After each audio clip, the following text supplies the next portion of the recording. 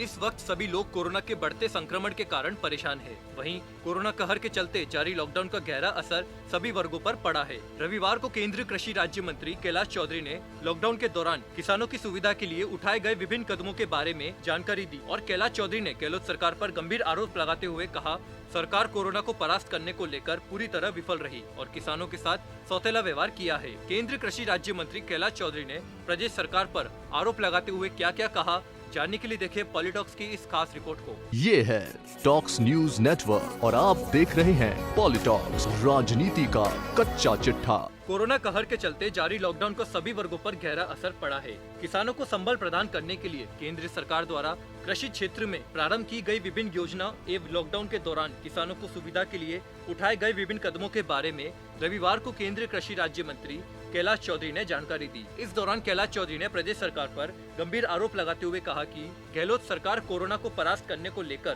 पूरी तरह विफल रही है और उसने इस दौरान किसानों के साथ भी सौतेला व्यवहार किया है। केंद्रीय राज्य मंत्री कैलाश चौधरी ने रविवार को वीडियो कॉन्फ्रेंसिंग के जरिए पत्रकारों से रूबरू होते हुए कहा कि राजस्थान में पर्याप्त खरीद केंद्र नहीं होने के कारण इस बार गेहूं, सरसों और चना की खरीद शुरू नहीं हो पाई है। राजस्थान की 11,341 पंचायतों पर केवल 719 खरीद केंद्र की शुरुआत हुई है। देश के दूसरे राज्यों में जहां फसल खरीद का कार्य पूर्ण हो चुका है, वहीं राजस्थान में इसकी ठीक से शुरुआत भी नहीं हुई है। इससे राजस्थान सरकार की लापरवाही साफ जाहिर हो रही है कि किस तरह से प्रदेश के किसानों के साथ सौतेला व्यवहार किया जा रहा है। मंत्री कैलाश चौधरी ने बताया कि केंद्र सरकार द्वारा खरीफ 2019 की फसल के लिए अप्रैल 2020 तक राजस्थान को कुल 947.86 करोड़ की राशि का भुगतान किया गया है। वहीं राजस्थान की गहलोत सरकार ने खरीफ 2019 तक कुल 787.43 करोड़ रुपए की सब्सिडी का भुगतान पेंडिंग रखा हुआ है। इसमें खरीफ 2018 के 46.54 करोड़, रबी 2018 से 2019 के 24.89 करोड़ और खरीफ 2019 के 716 करोड़ की टेस्ट सब्सिडी रिलीज नहीं की गई। मंत्री कैलाश चौधरी ने आगे बताया कि प्रधानमंत्री किसान सम्मान निधि योजना के अंतर्गत पूरे भारत में 7.92 करोड़ किसानों के खातों में सहायता राशि पहुंची। देश में 2000 रुपए की पहली किस्त के कुल 15,841 करोड़ रुपए हस्तांतरित किए गए। उसमें से राजस्थान के लिए 744 करोड़ 8,30,000 रुपए का भुगतान 37,20,415 किसानों को हुआ है।